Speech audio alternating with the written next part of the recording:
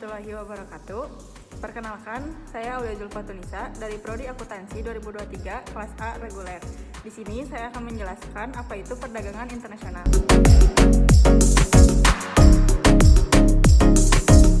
Sebelumnya, di sini ada moto ekonomi saya, yaitu adalah anggaran yang dikelola dengan baik tidak hanya mencerminkan kualitas ekonomi yang baik, tetapi mencerminkan juga martabat suatu bangsa yang baik.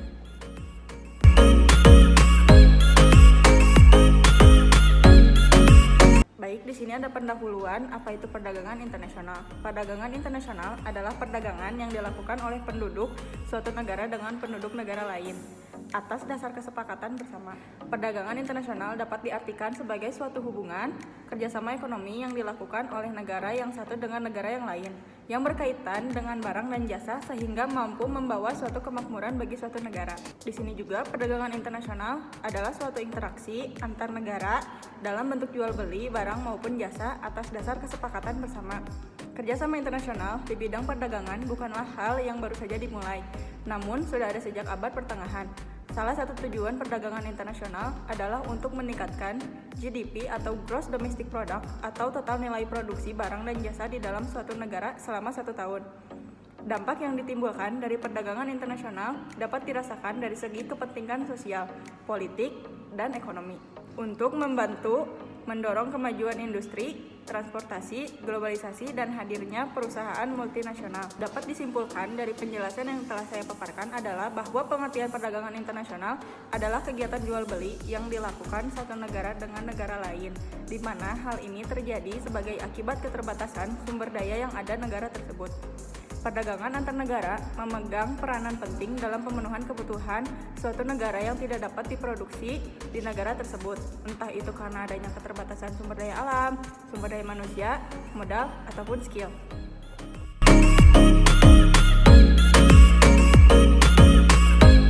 Di sini adapun faktor pendorong dari perdagangan internasional. Yang pertama yaitu adanya pasar bebas.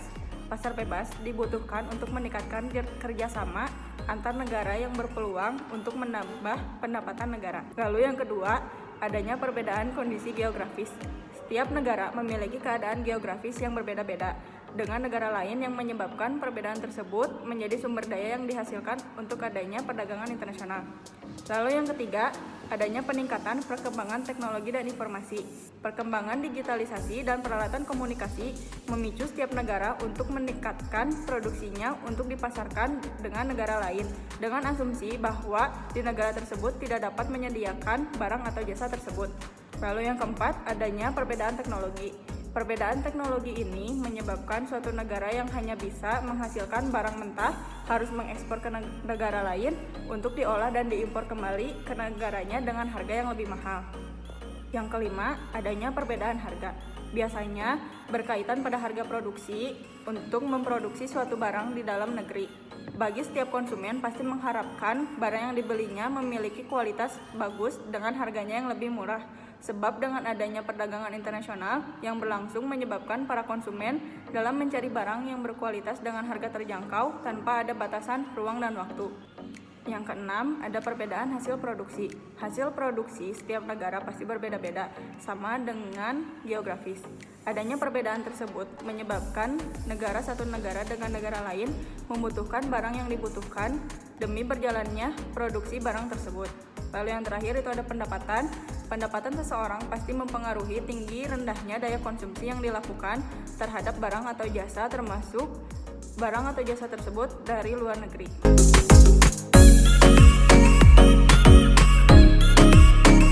Adapun materi dari perdagangan internasional yaitu jenis-jenisnya. Yang pertama ada ekspor dan impor.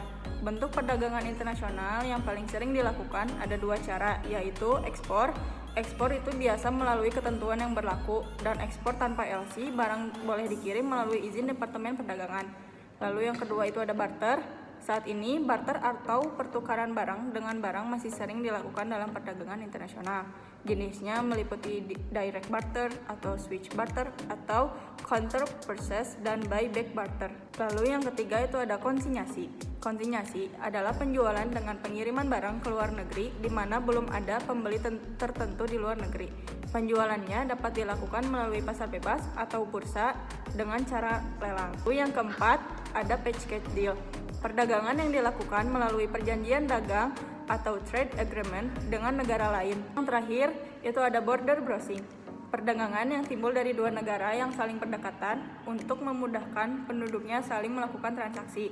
Perdagangan internasional menjadi agenda penting dari suatu negara bukan hanya sekadar keuntungan komersial saja, namun juga dari segi kerjasama antar bangsa.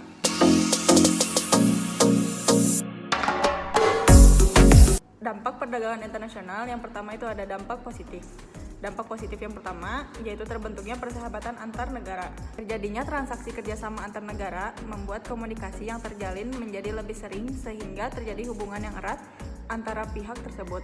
Hubungan tersebut akan merambah pada kegiatan budaya, militer, politik, pendidikan, serta teknologi yang dimiliki oleh negara tersebut. Lalu yang kedua itu ada kemakmuran negara yang meningkat.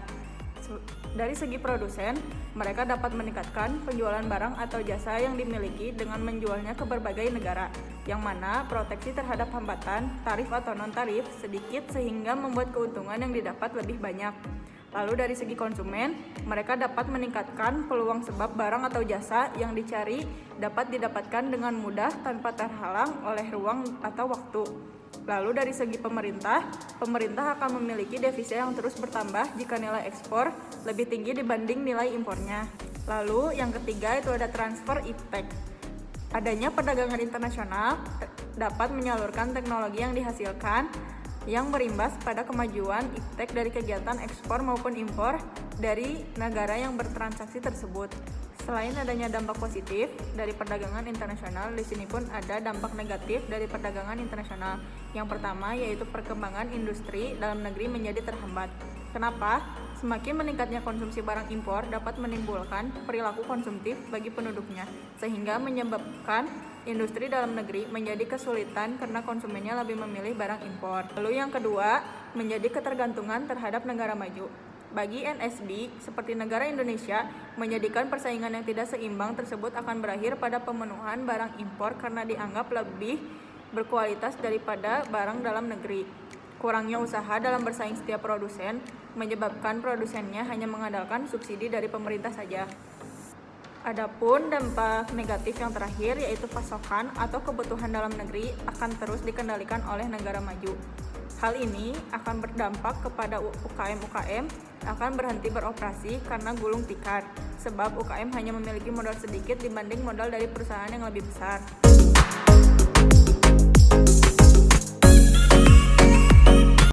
Sebagai contoh dari materi yang saya paparkan, saya mengambil contoh kasus penyelesaian sengketa bisnis ekspor udang Indonesia dan Amerika Serikat.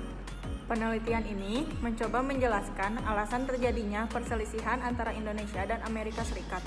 Indonesia merupakan negara pengekspor udang terbesar ke Amerika Serikat. Perselisihan ini dimulai dengan tuduhan yang diajukan oleh Koalisi Udang Teluk Industri atau disebut COGSI kepada pemerintah Indonesia karena telah merasa telah ada masuknya impor udang Amerika Serikat yang tidak adil terkait perdagangan yang lebih murah daripada domestik Amerika Serikat. Bagi Indonesia, Amerika Serikat merupakan salah satu mitra dagang strategis di mana Amerika Serikat merupakan negara yang menjadi negara tujuan ekspor non-migas Indonesia terbesar ketiga setelah China dan Jepang. Salah satu jenis produksi non-migas yang diunggulkan di Indonesia adalah produksi udang. Jenis-jenis udang yang dihasilkan oleh Indonesia adalah udang putih, udang dodol, dan udang windu. Udang jenis lain yang diproduksi dan dikonsumsi di dalam negeri dengan jumlah yang cukup besar adalah udang rebon dan udang pasir. Jenis udang yang diekspor ke Amerika Serikat adalah jenis udang Faname dan dipasarkan dalam bentuk udang beku. Ekspor udang Indonesia ke Amerika Serikat tentu tidaklah mudah karena adanya permasalahan yang dihadapi. Seperti contohnya pada tahun 2012, Indonesia dan Amerika Serikat mengalami persengketaan perdagangan udang di Indonesia ke Amerika Serikat, yaitu berbentuk tudingan bahwa Indonesia telah memberikan subsidi terhadap udang beku yang diekspor ke Amerika Serikat sehingga membuat produk udang Indonesia lebih murah dibandingkan udang domestik Amerika Serikat. Harga udang Indonesia berkisar pada 25.000 per kilo, sedangkan udang domestik Amerika Serikat berkisar pada 8 US dollar. Pihak Amerika merasa tidak mendapatkan keadilan dalam perdagangan udang tersebut karena bisa mengancam industri udang domestiknya. Pihak yang melakukan protes tersebut ialah para produsen udang domestik Amerika Serikat yang tergabung dalam Coalition of Gulf Shrimp Industry atau yang disebut juga COGSI. Mereka adalah asosiasi produsen udang domestik di Amerika Serikat yang membentuk suatu koalisi yang mewakili industri di seluruh negara pesisir. Melihat hal ini, pemerintah Indonesia memiliki target produksi udang melalui Kementerian Kelautan dan Perikanan Republik Indonesia, yaitu sesuai dengan yang sudah dijelaskan sebelumnya, melalui perikanan tangkap sebesar 5,44 juta ton dan produksi perikanan budidaya sebesar 9,42 juta ton. Hal ini dapat membuktikan bahwa banyaknya udang yang diproduksi oleh Indonesia kebanyakan melalui cara budidaya, sehingga menentukan juga harga yang dipasarkan ke Amerika Serikat. Para nelayan dan pengusaha udang di Amerika Serikat tidak paham dengan cara pemerintah Indonesia memiliki skema pemberdayaan nelayan dan petambak daerah pesisir. Tuduhan pemberian subsidi oleh pihak produsen udang di Amerika Serikat yang tergabung ke dalam koalisi yaitu COGSI yang merasa mengalami tindakan unfair trade merupakan tindakan yang keliru yang dapat mengganggu perdagangan khususnya komoditas udang di antara Amerika Serikat dan Indonesia dan negara-negara lain yang tertuduh. Karena tidak hanya merugikan pihak produsen udang di Indonesia tetapi juga merugikan para konsumen Amerika Serikat yang membutuhkan pasokan udang. Amerika Serikat tidak bisa mencukupi kebutuhan udang dalam negeri jika hanya mengharapkan produksi udang domestik karena tidak bisa mencukupi kebutuhan keseluruhan udang dalam negerinya. Oleh karena itu, dibutuhkan pasokan udang dari luar negeri. Tindakan investigasi yang dilakukan oleh pihak pemerintah Amerika Serikat atau USITC dan USDOC juga adalah tindakan kekeliruan yang lainnya karena hal ini akan menyebabkan keraguan-keraguan oleh pihak produsen udang di Indonesia dalam melakukan ekspor ke pasar Amerika Serikat. Dari awal, tuduhan subsidi yang dilayangkan oleh pihak Amerika Serikat, pemerintah Indonesia sudah membantah bahwa tuduhan tersebut tidak benar dan tidak adil bagi perdagangan bebas yang sudah ada dan memberatkan pihak Indonesia. Seperti yang sudah diketahui, bahwa peran pemerintah Indonesia dalam bidang perikanan, khususnya udang, adalah bukan memberikan bantuan seperti subsidi yang bertujuan untuk menekan harga udang Indonesia menjadi lebih murah. Tetapi bantuan yang diberikan pemerintah Indonesia adalah untuk memberdayakan para nelayan dan petambak yang ada di Indonesia menjadi lebih sejahtera serta menurunkan angka pengangguran di Indonesia untuk memberantas tingkat kemiskinan yang ada di Indonesia dengan membuka lapangan kerja di Indonesia. Lalu, penyelesaian persengketaan yang dilakukan kedua negara tersebut belum sampai ke tingkat WTO, tetapi masih dalam penyelesaian di tingkat bilateral, yaitu melakukan investigasi terlebih dahulu oleh otoritas Amerika Serikat. Investigasi yang berjalan di Indonesia membuat pemerintah Indonesia berkoordinasi terhadap pihak-pihak yang terkait untuk melakukan diplomasi perdagangan terhadap pemerintah Amerika Serikat. Hasilnya, dalam final determination pada tanggal 13 Agustus 2013 memang membuktikan bahwa subsidi rate tersebut memutuskan hasil negatif countervailing duty terhadap impor udang asal Indonesia, di mana aturan final subsidi rate yang dikenakan adalah di bawah 2% atau disebut juga de minimis. Dalam sebuah sengketa harus mendasar permasalahannya, dan jika ingin menang dari sebuah sengketa harus mempunyai dasar dan alasan yang jelas serta pertahanan yang kuat. Dalam pertahanan sengketa, apalagi dalam negara luar, negara harus mempunyai penopang dan landasan yang kuat jika ingin berbisnis bersama negara luar.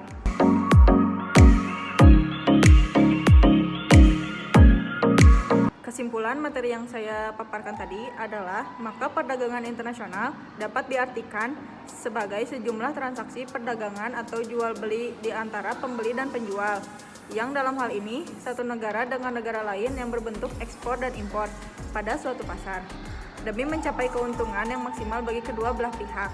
Lalu, perdagangan internasional memiliki peranan untuk menaikkan pendapatan dari masing-masing negara yang bersangkutan. Hal ini dikarenakan negara yang kelebihan dan kekurangan akan suatu barang dapat menjual dan memperoleh barang yang dibutuhkan. Mungkin cukup sekian materi tentang perdagangan internasional dan contoh kasus yang dapat saya sampaikan. Mohon maaf apabila ada kekurangan informasi dan kesalahan kata yang telah saya ucapkan. Mungkin cukup sekian. Wabillahi taufiq wal hidayah. Wassalamualaikum warahmatullahi wabarakatuh.